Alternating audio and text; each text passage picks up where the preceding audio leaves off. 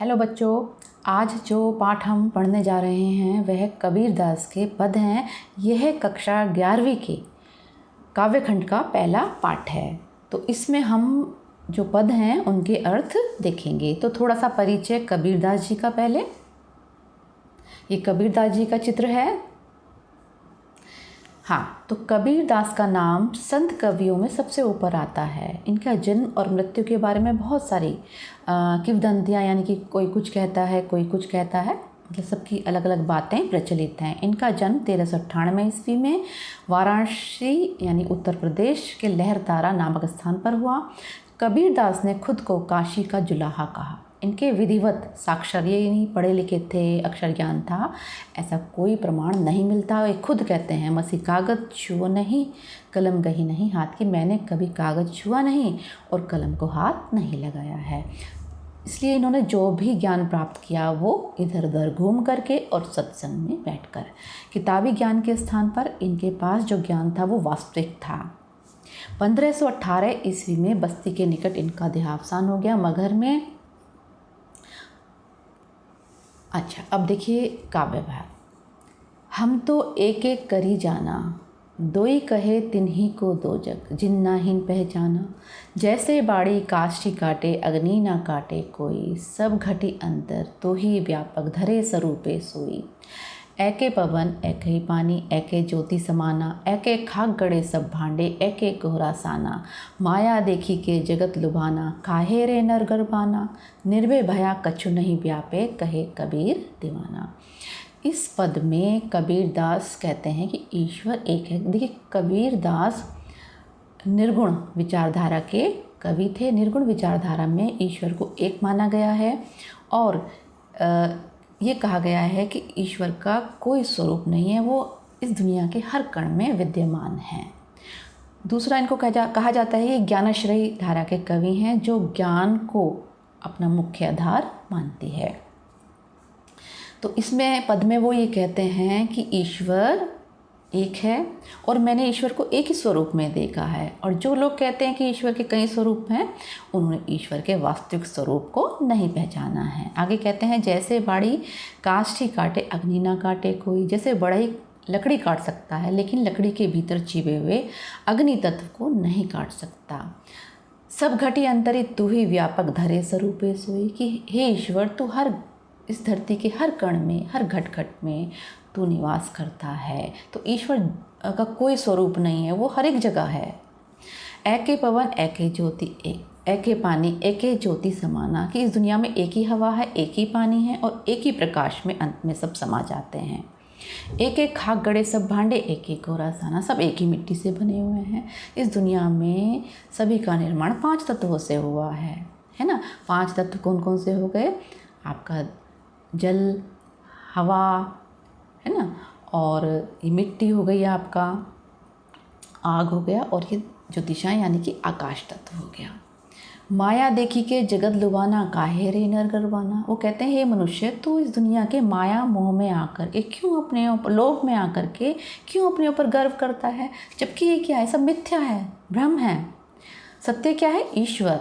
निर्भय भया कछु नहीं व्यापे, कहे कबीर दीवाना। कबीर दीवाना खुद को दीवाना कह रहे हैं, जो अपने मन का करता है, जो किसी से डरता नहीं है।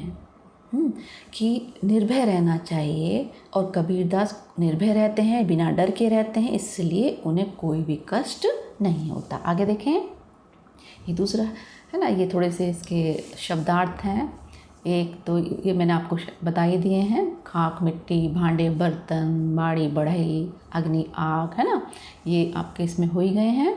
अगला ये मैंने अर्थ भी बता दिया है। अगला देखिए, संतो देखत जग बोराना, साँच कहो तो मारन धावे, झूठे जगपति आना। नेमी देखा धर्मी देखा, प्रात करे स्नाना। आतम मारी पखा नहीं पूजे, उनमें कछु नहीं ज्ञाना। बहुतक देखा पीर औलिया, पढ़े किताब कुराना। कै मुरीद तदबीर बतावे, उनमें उहे जो ज्ञाना। आसन मारे डिम धरी बैठे, मन में बहुत घुमाना। पीपर पाथर पूजन लागे, तीरथ कर बुलाना। अब इस वाले काव्य भाग में वो कहते हैं, देखो संतो, हे सज्जनों, देखो ये संसार पगला गया है, पागल हो गया है। साच कहो तो मारन धावे, सच कहो तो मारने दौड़ते हैं। झूठे जगपतियाना, और झूठ कहो तो तारीफ़ करते हैं, प्रशंसा करते हैं। आगे ये कहते हैं, नेमी देखा धर्मी देखा, मैंने नियम का पालन करने वाला देखा, धर्मी देखा, धर्म का पालन करने वाला देखा, प्रातः करे स्नाना, और जो सुबह सुबह स्नान करके बैठ जाता है उसको भी देखा। यानी कि यहाँ पर ये हिंदू मुस्लिम धर्म में जो बाह्य आडंबर होते हैं, जो दिखावा होता है, उसका यहाँ पर उन्होंने विरोध किया है। आत्म मारी पखा नहीं पूजे, आत्मा को मारते हैं और पत्थर की पूजा करते हैं। देखिए यहाँ सीधे सीधे हिंदू धर्म पर जो प्रहार किया है उन्होंने, उनमें कछु नहीं ज्ञान, उनमें कोई वास्तविक ज्ञान नहीं होता, ये ऊपरी ऊपरी ज्ञान है उनका। बहुतक देखा पीरोली, अब यहाँ मुस्लिम धर्म के लिए कह रहे हैं, बहुतक देखा पीरोलिया, मैंने बहुत सारे पीर देखे, औलिया देखे, पढ़े किताब कराना, और जो कौन सी किताब पढ़ते हैं, कुरान। कै मुरीद तदबीर बतावे, औरों का तो भाग्य बताते हैं उनमें ये जो ज्ञान, लेकिन उनमें वास्तविक ज्ञान नहीं है, खुद का ज्ञान तो है ही नहीं, है ना। आसन मारे डिम धरी बैठे, आसन मार के बैठते हैं योगी महात्मा, है ना।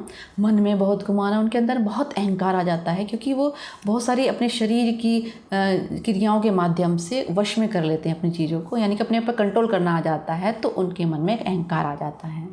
पीपर पाथर पूजन लागे, पीपल की पूजा करते हैं, पत्थर की पूजा करते हैं, तीर्थ गर्भ बुलाना, और तीर्थ यात्राओं में जा कर के अपने अहंकार को साबित करते हैं। आगे देखें, टोपी पहिरे माला पहिरे, छाप तिलक अनुमाना, साखई सब दही गावत भूले, आत्म खबरी ना जाना।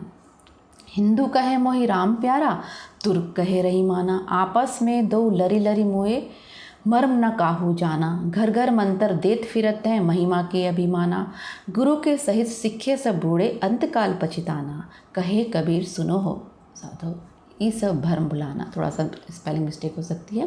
केती कही कहा नहीं माने, सहजे सहज समाना। आगे ये देखो कहते हैं, उसी उसमें है ये पद में, टोपी पहरे टोपी पहनते हैं, माला पहनते हैं, और कौन सी छाप लगाते हैं, तिलक की।